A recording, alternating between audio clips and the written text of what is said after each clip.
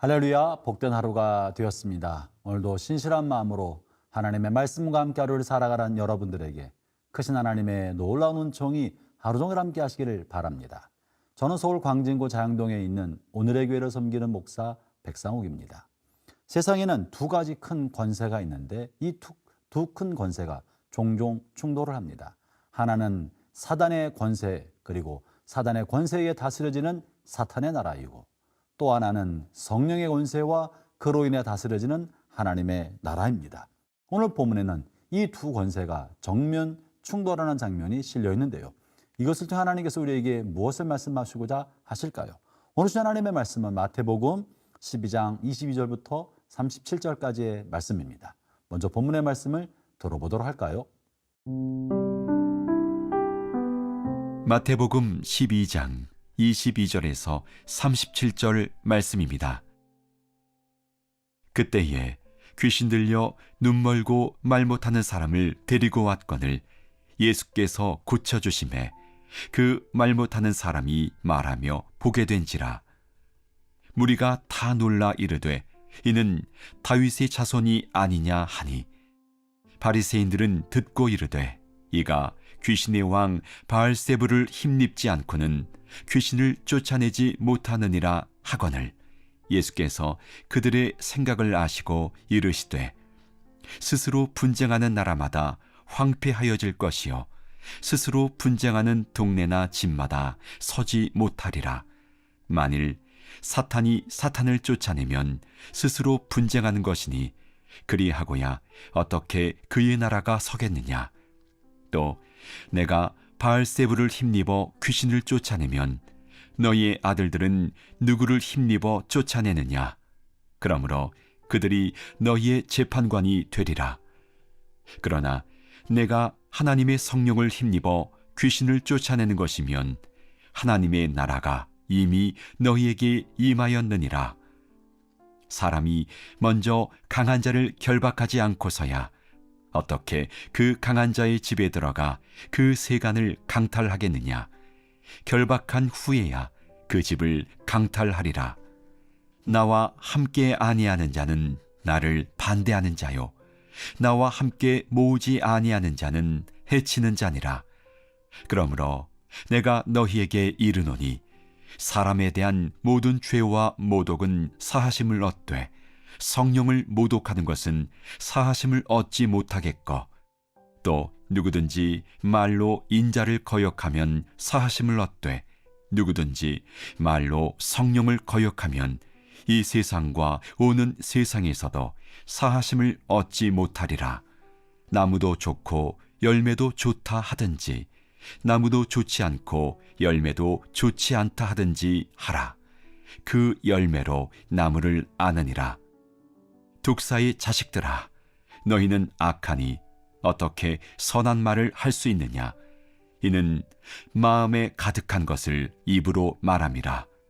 선한 사람은 그 쌓은 선에서 선한 것을 내고 악한 사람은 그 쌓은 악에서 악한 것을 내느니라. 내가 너희에게 이르노니 사람이 무슨 무익한 말을 하든지 심판날에 이에 대하여 신문을 받으리니 네 말로 의롭다함을 받고 네 말로 정죄함을 받으리라. 오늘 본문에서 예수님께서는 귀신 들려서 보지 못하고 듣지 못하고 말도 못하는 사람을 고쳐주신 장면이 실려 있습니다. 22절 본문이 그것인데요. 그때 귀신 들려 눈 멀고 말 못하는 사람을 데리고 왔거늘 예수께서 고쳐주심에 그 말 못하는 사람이 말하며 보게 된지라. 성도 여러분, 마귀가 하는 일은 바로 이런 일입니다. 마땅히 보아야 할 것을 보지 못하게 만드는 일이고, 마땅히 들어야 할 것을 듣지 못하게 말하고, 마땅히 입을 열어 말해야 할 것을 말 못하게 하는 것입니다. 이것은 다만 육체적인 것뿐만 아니라 영적인 세계에서도 그렇고 하나님의 진리에 관련된 것도 마찬가지입니다. 보아야 할 것을 보지 못하고 들어야 할 것을 듣지 못하며 들어도 알지 못하고 보아도 깨닫지 못하게 만드는 것이 마귀의 작용인 것이죠. 이처럼 마귀는 우리의 인격을 파괴하여서 자신의 뜻대로 우리를 조종하고자 하는 것입니다. 반면에 예수 그리스도로 말미암아 성령님께서 역사하면 보아야 할 것을 보게 만들어주고 마땅히 들어야 할 것을 듣게 만들어주며 해야 할 말을 할 수 있게 만들어 주시는 것입니다. 그러므로 성령이 역사하면 우리 인격이 회복이 되는 것입니다.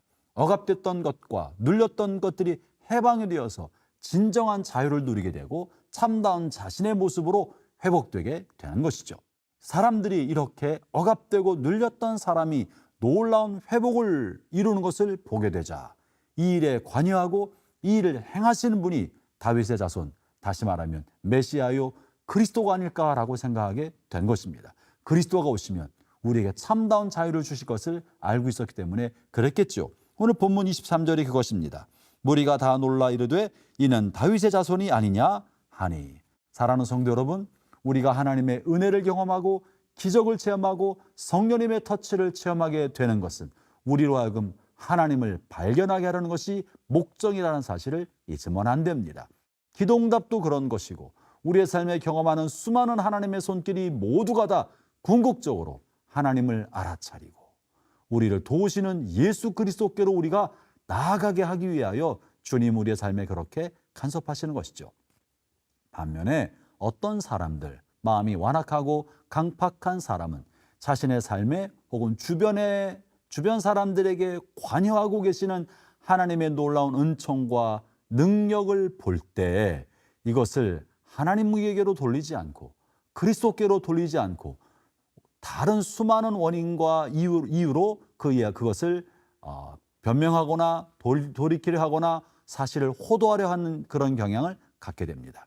예컨대 이것은 우연히 벌어진 일이지, 어떻게 하다 보니까 그렇게 됐지, 혹은 이러저런 것이 작용해서 심리적으로 이렇게 된 거야 하면서 우연이나 또는 심리적 현상이나 혹은 다른 수많은 이유를 대면서 하나님께서 하신 하나님의 영광을 가리는 일을 하는 것입니다. 오늘 본문에 있는 바리새인들이 그런 사람들입니다. 24절에 이렇게 말합니다. 바리새인들은 듣고 이르되 이가 귀신의 왕 바알세불을 힘입지 않고서는 귀신을 쫓아내지 못하느니라 하거늘.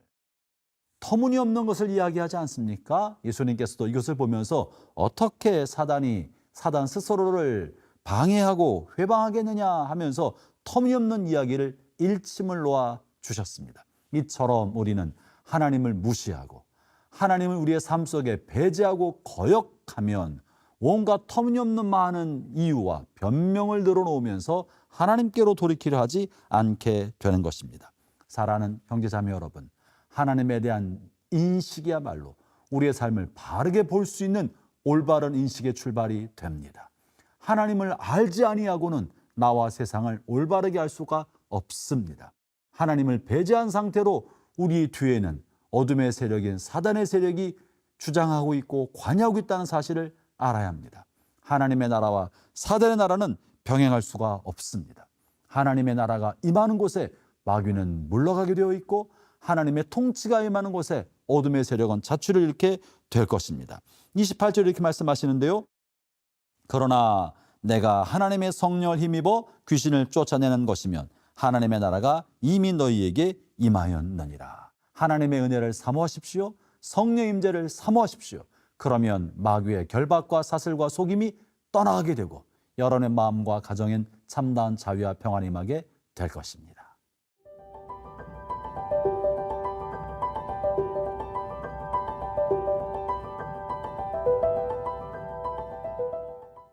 바리새인이든지 또 주변에 있는 사람들이든지 누구나 다 하나님의 이름을 빙자하여 예수님을 판단했습니다. 또는 율법을 빙자하여 예수님의 행위를 판단하고 예수님과 논쟁을 벌이기도 하지 않았습니까? 그러면 우리는 그 사람이 진짜 어떤 사람인지를 어떻게 알 수 있을까요? 그 사람이 하는 말이 정말 하나님께서 주시는 말인지 사단에 의하여 농락당해서 하는 말인지 어떻게 알 수 있을까요? 예수님 오늘 본문 33절에서 이런 지침을 주고 계십니다. 나무도 좋고 열매도 좋다고 하든지 나무도 좋지 않고 열매도 좋지 않다고 하든지 알아. 그 열매로 나무를 아느니라. 성도 여러분, 나무에서 열매가 나오는 것입니다. 그래서 그 열매를 보면 이 나무가 어떤 나무인지를 알 수 있다는 것이죠. 나무의 그저 모습만 보아가지고는 줄기나 잎 사이가 비슷비슷해서 어떤 나무인지 분간하지 못하지만 열매를 보면 이 나무가 배나무인지 사과나무인지 감나무인지 알 수 있다는 것입니다. 그러면 우리의 삶의 열매는 무엇이겠습니까? 열매는 그의 말이요 그의 행동인 것입니다. 그의 말과 그의 행동을 보면 그가 어떤 인격의 사람인지, 그가 어떤 신앙의 소유자인 줄을 알 수 있게 되는 것입니다. 사랑하는 성도 여러분, 우리의 신앙생활의 목적은 좋은 열매를 맺는 것입니다. 어떤 열매를 맺는 것이 목적입니까? 이 열매의 목적은 그리스도의 성품과 인격을 닮아가는 것입니다. 그리스도의 인격의 장성한 분량에 이르는 것이 우리가 이 땅에 살아가는 동안의 신앙생활과 우리의 삶의 목표가 되어야 하는 것입니다. 그러면 그리스도의 인격과 성품은 무엇입니까? 그것은 성령님의 인격이요 성령님의 열매입니다. 갈라디아서에서는 이 성령의 열매에 관하여 성령의 인격으로 이야기하는데 사랑과 희락과 화평과 오래 참음과 자비와 양성과 충성과 온유와 절제, 이 모든 것은 인격의 열매입니다. 그가 그리스도의 사귐과 하나님의 은혜 아래 성장하고 올바르고 건강한 신앙생활을 해나가면 그의 말과 그의 행실이 이와 같은 성령의 9가지 열매의 결실을 갖게 될 것이고, 이것이 바로 예수님의 인격과 성품이 되는 것입니다. 성도 여러분, 저는 여러분이 교회에서 신앙생활할 때 기도도 많이 하기를 바랍니다. 말씀도 많이 읽기를 바랍니다. 1년에 1독, 2독, 3독 성경도 여러 번 읽기를 바랍니다. 아침마다 생명의 삶으로 늘 큐티를 잃지 않기를 바랍니다. 그러나 이 모든 것은 다만 그 행위 자체가 목적이 아니라 성경을 읽고 말씀을 묵상하고 기도 생활하고 신앙 생활하는 모든 걸 통하여 그리스도의 인격 열매를 맺히는 방향으로 가야 합니다. 열심히 기도하고 성경을 많이 읽으나 그리스도 인격의 열매를 맺히지 못하고 이기심과 욕심과 정욕을 따라 살아간다면 그 사람의 신앙의 행위는 도대체 무엇이며 그의 삶의 결과물은 무엇이란 말입니까? 성도 여러분, 여러분의 큐티 생활 속에 그리스도의 인격을 향한 열매가 숙성되도록 하기를 바랍니다. 여러분의 기도 생활과 봉사와 모든 헌신 속에 마침내 그리스도를 향한 인격 열매를 맺혀가게 되기를 바랍니다. 그러면 우리는 어떻게 해야 그리스도의 인격 열매가 우리 안에 성장하도록 할 수 있을까요? 34절, 35절에서 주님이 그런 힌트를 말씀해 주시는데요.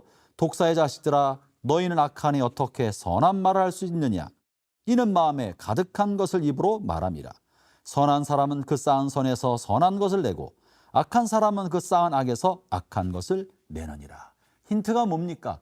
마음에 쌓여 있는 것이 입술과 행동으로 나타난다는 거예요. 입술과 행동을 통제하는 것이 목적이 아니고 마음에 무엇을 쌓느냐가 목적입니다. 마음에 쌓여 있으면 저절로 선이 흘러나옵니다.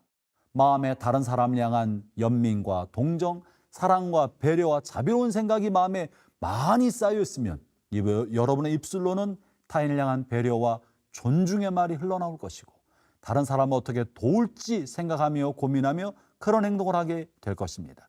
그러나 입으로 사람들 앞에서는 경건한 척하지만 마음속에는 이기심과 욕심과 자기중심성이 가득하다면 여러분이 잠깐 정신을 차리지 못할 때 부지불식간에 입술로 원망과 불평, 타인을 향한 비난과 험담이 튀어나오고 여러분 행동이 사람들이 없는 곳에서 여러분의 행동은 온갖 이기심과 탐욕스러운 행동이 드러나게 될 것입니다. 그러므로 마음속에 언제든지 선한 것을 쌓으십시오. 다른 사람을 향한 연민, 사랑, 긍휼과 관대한 마음, 그리고 다른 사람 어떻게 섬길까 하는 진정성 있는 마음의 생각을 오랫동안 잘 쌓아놓는다면 여러분의 말과 행실은 그리스도의 인격과 성품을 닮아가게 될 것입니다. 하나님의 은혜가 오늘도 여러분과 함께 하시기를 바랍니다.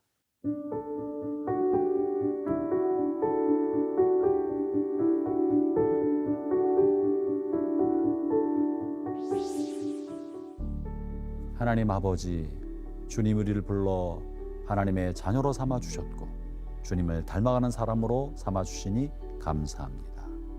아침마다 말씀 읽고 묵상할 때마다 주님의 마음이 우리 마음속에 임하게 하여 주옵소서. 주의 말씀을 읽을 때마다 주님의 뜻이 우리 마음에 새겨지게 하여 주옵소서. 그래서 우리가 말하는 것이나 행동하는 모든 것이 예수님을 닮아갈 수 있게 해 주옵소서. 예수님 이름으로 기도합니다.